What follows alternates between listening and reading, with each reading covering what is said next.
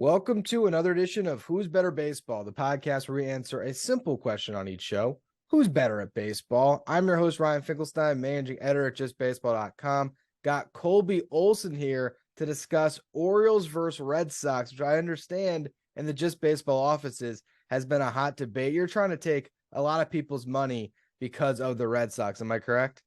A lot of people's money. I'm trying to take Peter's money. I'm trying to take Arm's money. I'm trying to take anybody who will doubt the Red Sox. And let me preface this episode with me saying that, like, this isn't a bet for me to say that the Red Sox are going to make the playoffs. The Red Sox are going to win the World Series. No, this is genuinely a bet that the Red Sox will, one, be better than the Orioles this year, and two, that the Red Sox will win more than their projected wins on any gambling site, whether it's DraftKings, BetMGM, FanDuel, what have you, right? The Red Sox are right now at 78.5. The Orioles, 76.5. So we'll start the episode there. Yeah, I mean, the odds are in your favor. And basically what you're saying is, look, they're going to be a 500 team. I mean, that's to boil it down. I mean, they're going to get to 80 wins. And I think that both of these teams could get to that mark. I think that where I stopped short on both of these teams, and we've been doing a lot of these previews on my show. We've been doing, of course, division previews on the Just Baseball show. I've been comparing rosters head to head because to me, it kind of paints a clear picture. Like when I did Twins Guardians, it was just so apparent that the Guardians have a better roster top to bottom than the Twins, even though the Twins could put it together this year. Because that's an easier division to win, I could see either of those teams making it. I don't think we're going to get 4 playoff teams from the same division, right? So as we go into this season, is it fair to say that the likelihood of either of these teams being playoff teams is pretty slim?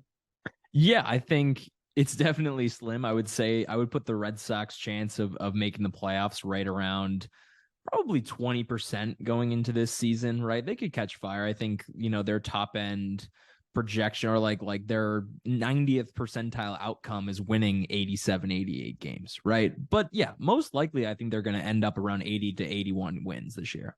Yeah, and I think that for one of them to make it, it would take, like you said, like their 90th percentile outcome and a team like the Rays just having one of those weird years where for some reason the Rays don't seem to connect. And they had one of those years last year and they still made the playoffs. So the Rays are becoming this team where the roster is too good. I really do think that this division is split into 2 tiers, but it's interesting to talk about this bottom tier. So let's get into it. Orioles versus Red Sox. I like to break this down starting with the lineups and generally the top 5 of each lineups. Then we'll get into the depth. So you're looking at your Red Sox: Tristan Casas, Rafael Devers, Justin Turner. You got Yoshida. That's the big addition. What's Yoshida going to bring? And Alex Verdugo. You like that 5 going up against Cedric Mullins, Adley Rutschman, Gunnar Henderson, Santander, Ryan Mountcastle. Do you like your 5 over the Orioles 5? I mean, it's definitely close, Ryan. Like when I was putting my notes together here, it's really, really close. I mean, I'll start with the Orioles just to kind of go against my Red Sox real quick, because you have Adley Rutschman, who could legitimately compete for the MVP award this season. Like, I think he is a legitimate 6 to 7 WAR player this year right off the bat. Like, there's not a flaw in his game. He doesn't strike out. He walks a ton. He's hitting for power at the major league level. Plenty of doubles power. Like, he is one of the best players in baseball and is going to be a big reason why the Orioles can even compete with the Red Sox this year. Like, without Adley back there, if you replace Adley with another catcher that's even like a 3 to 4 win catcher, I'm like, I don't know if they even have a chance, man. The big question mark for the Orioles, I think Gunnar Henderson will translate. He translated last year when he came up, had a 125 WRC plus and over 100 plate appearances last year. I think that will continue. I could see him being a 4-win player this year, but that's their 2 best players. Gunnar's a rookie. Adley's in his 2nd year. Mountcastle actually was very unlucky last year. I think he is due for a really good season this year, but even then, it's a first base profile with not much defense, right? At the most, you're getting a 2.5 to 3 win player, which is probably what Casas is. I would kind of view Casas and Mountcastle as like cross them out because they're basically equal. The question mark for the Orioles is Cedric Mullins, because he had this flash in the pan 6-win season 2 years ago in 2021, hit over 30 home runs, stole 30 stolen bases. Like, last year, a 106 WRC plus, a 3.4 WAR, and a expected WOBA below 300. Like, it kind of shows that it was a bit of a flash in the pan in 2021, and I'm not sure what to expect from him this year. Like, I could see him putting up 3 to 3.5 wins again, but I don't think that's what the Orioles are going to need. Like, if they're going to surpass the Red Sox. Santander was amazing, though. Here's my question. To get to your Red Sox for a second, who's their second best player? Because we know it's Devers is the best player. Who's the second best player on the Red Sox right now? You know, it's Yoshida Casas. Yoshida or Casas, right? So what I look at is I say, Adley Devers, right?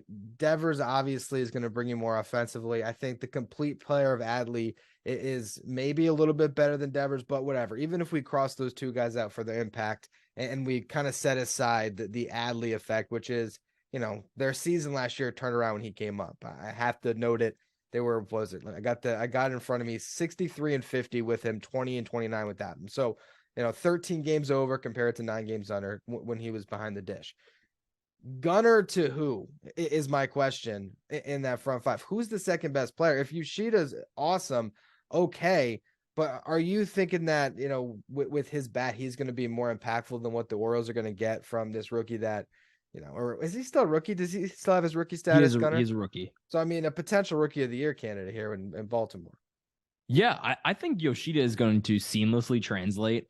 He's going to be huge in the middle of this Red Sox lineup. He hit 404 in the World Baseball Classic, and I think that wiped away anybody's concern that Yoshida is going to translate, right? We saw Seiya Suzuki come over, and he didn't necessarily translate right away. Well, he did right away, but then he slowed down towards the end of the season. Injuries, what have you. Yeah, but different type of player. Yoshida is a guy that we saw how confident he is with 2 strikes. He's not going to give away an at bat. He's going to walk probably more than he strikes out. And he had an OPS over 1,000 in Japan. So this isn't a guy coming over where you're questioning the power either. Like, Yoshida does have big time power, especially in Fenway where he's comfortable going the other way off of that green monster. Casas, I'm expecting to take a huge step forward. He's lit spring training on fire. He had a 120 WRC plus last year when he came up, and that's a 120 WRC plus hitting under 200. Like, he walks so much, and another guy that's comfortable hitting with 2 strikes, that if he can raise that average, which I'm expecting this year, to above 250, he's going to walk plenty, hit for enough power to be, realistically, like, Casas and Devers, like WRC plus, could be closer than people don't realize how close that could be. Justin Turner is a huge addition, in my opinion, because JD Martinez did have a good year last year, but it was one of those years where, like, it did feel a bit fluky. He wasn't hitting the ball very hard. He gave away a lot of at bats at the end of the season. Justin Turner comes in with a lot of leadership here. I think that's another key for me with the Red Sox this year. Is there were a lot of rumblings last year about the Red Sox chemistry being way off. And I heard that Xander Bogaerts was kind of leading the charge of, like, not the clubhouse was just off. So they brought in Justin Turner. They brought in some, like, glue guys. Adam Duvall is a sneaky addition. He hit 38 home runs 2 years ago. And in Fenway, a guy that pulls fly balls all day long, it's going to be like the short porch at Yankee Stadium for Duvall. So I'm excited, like, top to bottom. I think the Red Sox lineup goes head to head with the Orioles lineup, but I think it is very close. Like, Adam Frazier, Jorge Mateo at the end of that lineup, even Austin Hayes, I'm not excited about. So, like, top to bottom, I think I might like the Red Sox equally as much as the Orioles lineup. Here's the thing for me. I think that, up top, I like the Orioles top end talent a little bit more. And I actually like their depth more too. Here's something that I pulled when I was looking over their stats here. How many Orioles do you think had 16 home runs last year? I don't know. Tell me. So you got Mullins, you got Santander, you got Mountcastle, you got Hayes, you got also Ramon Urias as well, who's slated on their bench right now. Ryan, Red 16 Sox, feels like a very specific number. How many of those guys hit between 16 and 20? There was like 3 of them that had exactly 16. Okay. Exactly 16. But my point is, they have a bunch of guys that are just hitting 15 home runs where, I look at Santander and Mountcastle, like, would it be shocking to see 55 home runs between the two of them this year? I don't think that that's necessarily out of the question. Can a couple of these guys, you're going to get maybe a little more from Adley. Gunnar should bring some pop to the lineup. I think top to bottom, there's more power. I look at the Red Sox lineup, and yes, if Duvall is healthy, that's a big add for them in the power department. Maybe Turner is going to get a lot of doubles, but home run power, it really leans heavily on Casas and Devers. There was only one Red Sox in this current lineup, and a lot of this is because of injuries for some of these guys, that hit over 13 home runs this year or last year, and that was Devers. The rest of them, less than 13 home runs across the board. So it's just, I think that obviously it's nitpicking a single stat, but I don't think that the Red Sox have a better offensive lineup than what the Orioles have. I really don't. So I didn't talk about Alex Verdugo, and as you know, Alex Verdugo is one of my not favorite. I mean, I think just as a Red Sox fan, one of my favorite players, because he is a little bit underappreciated as a player. So last year, started the season, the first 2 months of the season, he was actually playing through a broken toe. Had a 56 WRC plus through the first 2 months of the season, just like ridiculously bad. June 1st rolls around. From June 1st on last year, he hit 302 with a 122 WRC plus. He was a different player. He played well in the WBC. I'm expecting at least what he did last year, like close to that, like a 115 to 125 WRC plus from Verdugo. And if he's that, the difference between him and Santander is thin. I don't know about that. Like, look at what Santander did last year. I mean, he did that, and he hit 30 bombs. I mean, he had 120 WRC plus, 30 bombs. He had well, that was a shortened season. I can't really look at the 2020 WRC plus and credit him for that. I don't know. I think Verdugo, I just don't know, if he is okay, the 120 WRC plus guy. It's not like from that month on, from you said June on, he was a 145 WRC plus guy. It still was okay. He got healthy and was above average, but he wasn't great. And I just don't see that many great hitters in the Red Sox lineup. And I think I see more good hitters in the Orioles lineup. That's fair. And I think the lineup is the one area here.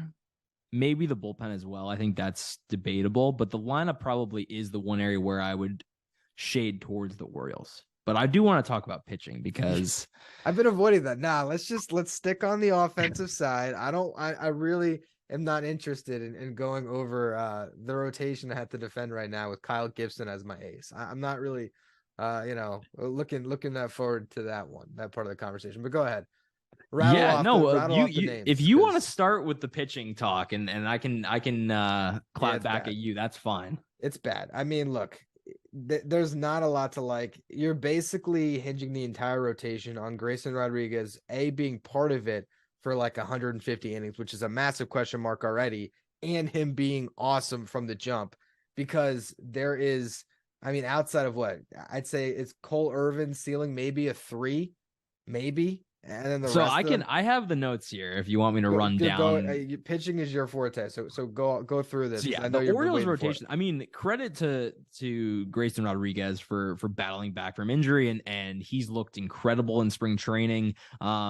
There's nothing bad to say about Grayson Rodriguez, but it is very questionable to have your best and most reliable arm in your rotation be a rookie that does have some health concerns, right? That's very, very sketchy. Then behind Grayson Rodriguez, you have Kyle Gibson, who had a 5.05 ERA and a 4.28 FIP last year. He has a 4.6 ERA over the last 4 seasons. You have Cole Irvin behind him with a 4.11 ERA and a 4.25 FIP over the last 2 seasons. Kyle Bradish might be the arm that I'm most excited about in this rotation. He had a 4.9 ERA last year and a 4.46 FIP, but that doesn't really tell the whole story because he did have like 3 or 4 really bad blow-up starts where he had like 6 to 8 earned runs in each of those. But outside of that, like most of his starts were solid. So that's one guy that I could see like taking a step forward and being pretty decent. Tyler Wells is another guy that was pretty good last year, 3.23 ERA and a 3.8 FIP. The one weird thing about the Orioles rotation, the way they've built this rotation, and I think it's very questionable, is they've signed and developed a bunch of guys here that don't strike anybody out in a world now where we don't have the shift. So balls in play are going to be much more valuable now. It could really hurt them having guys that don't strike guys out this year. No, it could. It absolutely could. They don't, again, I mean, that's pretty much Grayson's the only guy, right, that you think is going to, maybe even cross over 9 strikeouts per nine. I don't know if anyone else is going to get, beyond that. Really, what you're looking for as a recipe for success for the Orioles is 5 and dive starters and trust in your bullpen and hoping that you get enough runs, which it's a tough division to do that in. I mean, to not have any arms you can count on, but I will say we have yet to mention the Red Sox rotation, which, it's not like you're standing on the grounds of the Red Sox having a top 10 rotation. This rotation has a lot of question marks themselves right now. Definitely has a lot of question marks, but I feel like they have a lot of bullets in the chamber, and that's very important, right? This isn't like they have 5 guys and 3 of them are question marks. They legitimately have 8 guys that can start for them this year. And you're hoping that, there's enough bullets in the chamber where enough guys stick in this rotation. So right now you're looking at Chris Sale, who people have brought up his injuries, and I'm not really that concerned, right? Tommy John surgery at this point is pretty standard as a surgery and the recovery from it. He came back last year and looked good in the 2 starts that he had last year. And then what happens? He gets hit with a comebacker, breaks his finger, which is completely fluky, right? Then he falls off his bike. Again, fluky stuff. I'm not worried about him being an injury concern. I'm actually expecting him to throw 150 plus innings this year. The stuff has looked good in spring training so far. We've seen Chris Sale, whether he's at 93 or 97, succeed because he throws so many different pitches and can command all of his pitches that he's a pitcher that doesn't need the velocity necessarily to be dominant. He can be dominant at different velocities. Beyond that, Corey Kluber. People are sleeping on Corey Kluber, Ryan. They really, really are. So last year, he had a 3.57 FIP. He actually had the lowest walk rate amongst all qualified starters last year at 3%. His FIP last year was better than the following pitchers: Kyle Wright, Joe Musgrove, Tristan McKenzie, Jordan Montgomery, Julio Urias, and Pablo Lopez. People are really sleeping on how good Corey Kluber still is, right? He's not a superstar. He's not an ace like he once was, but he can still get it done on the mound, mixing in a cutter, a curveball, and a sinker. And none of them are above 90 miles an hour, but it doesn't matter. He gets weak contact. He can still get whiffs off of those pitches. So I'm actually, again, I'm pretty excited about Corey Kluber this year. He threw 164 innings last year. He was reliable. He made all of his starts. So yeah, I'm relying on him. Then behind them, Brian Bello, one of the most exciting rookie arms in baseball. Last year was terribly unlucky. 2.94 FIP, though, and gave up only 1 home run in 57 innings and a 55% ground ball rate. So I'm expecting a lot from him this year. His changeup had a 44% whiff rate. Nick Pivetta is a big question mark. But there is like a part of me that believes Nick Pivetta can be at least like a league average starter, like a league average 5 starter, just innings eater.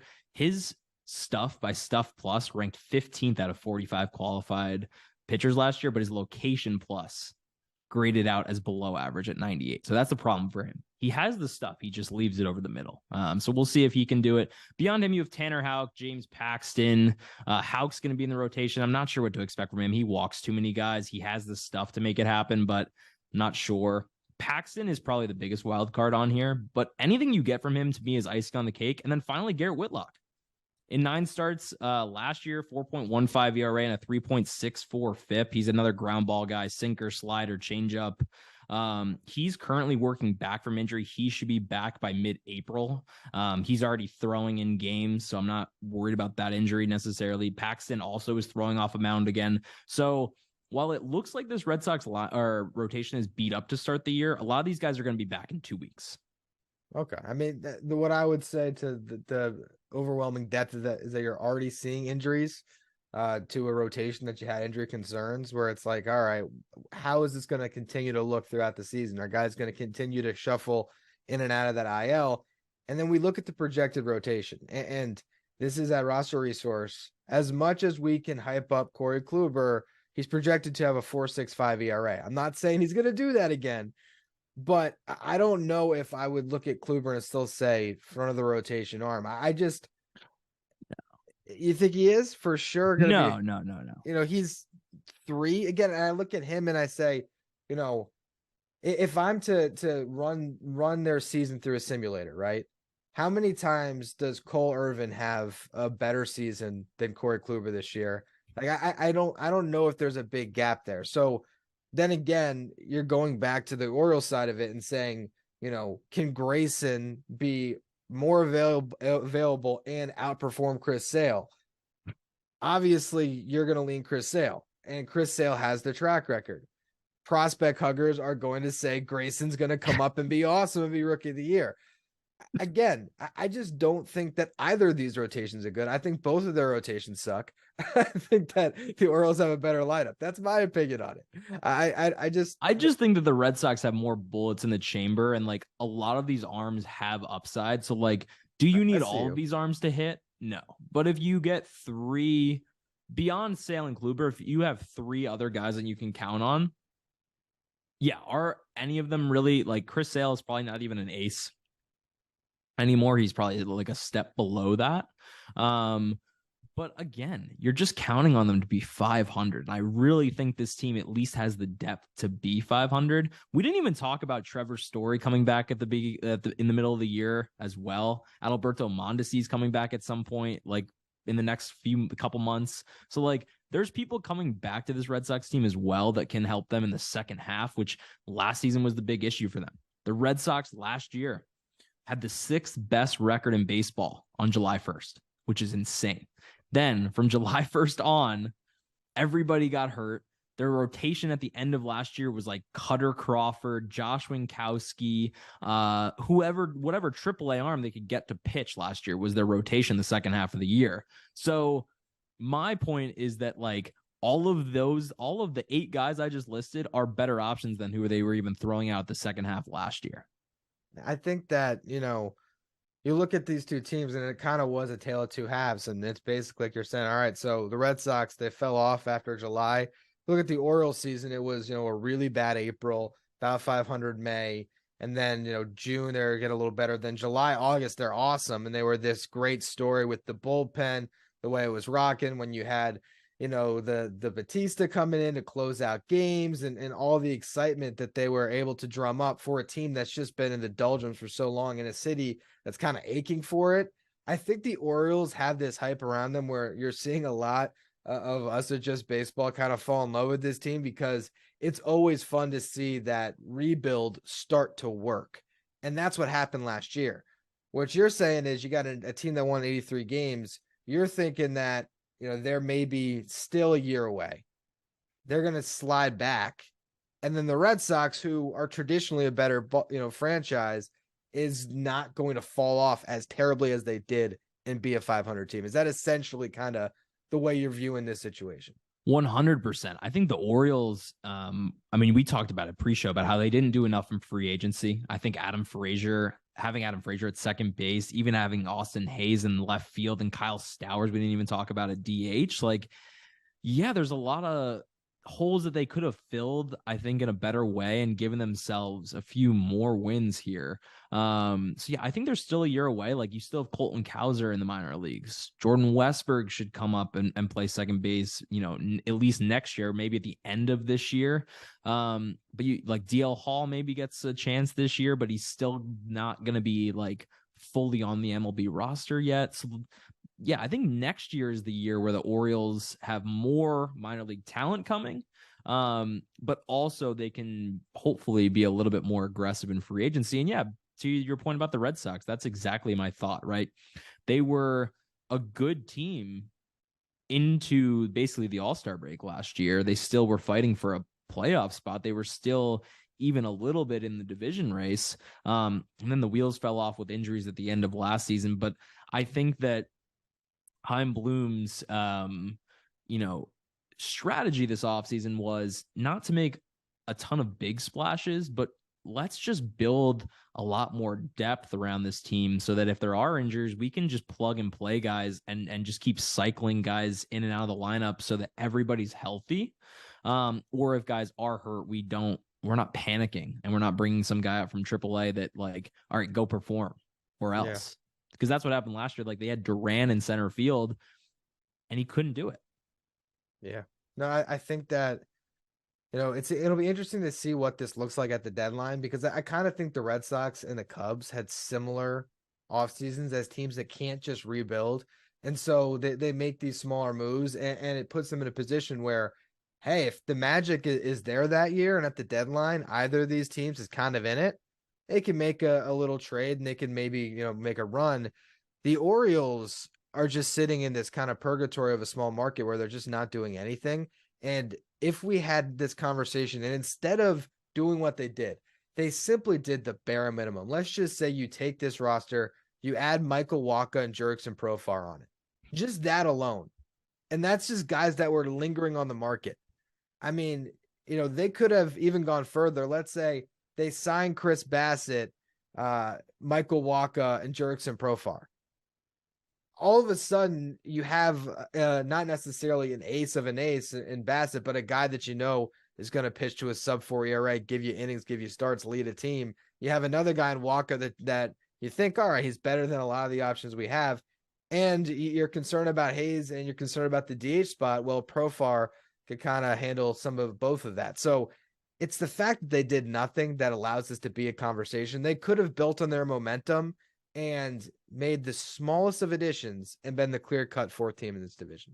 And I'm a little bit surprised they didn't, because from a development standpoint, you have to think that surrounding your younger players with some veterans, but also getting your younger players in situations to compete on the field every day and feel like you are competing for a potential wild card spot is great for their development. So I'm a little curious why teams don't put more emphasis on that. Like when they do have a good young core, at least put like some 1 or 2 year deals around that core to make them compete just a little bit more. Like you don't want your young players like just kind of going out there on a 72 win team.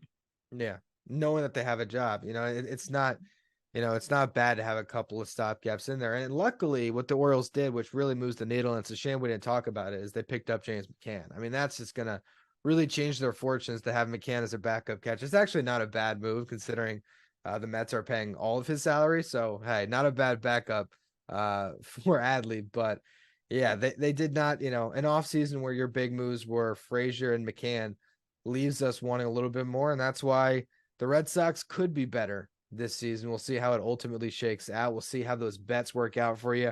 I do think that the over 78.5 might still come in. I think the over 60 or 76.5 could come in with Baltimore. Make sure you check out all of our season previews, though. We got preview for each team. I think we have like 3 or 4 left.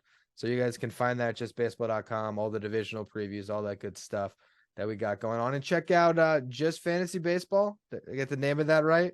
You got it. You and Clay are breaking down everything. So if you're curious of the fantasy impact of some of the players we talked about today, they're covering all of it ahead of the season. So check that out as well.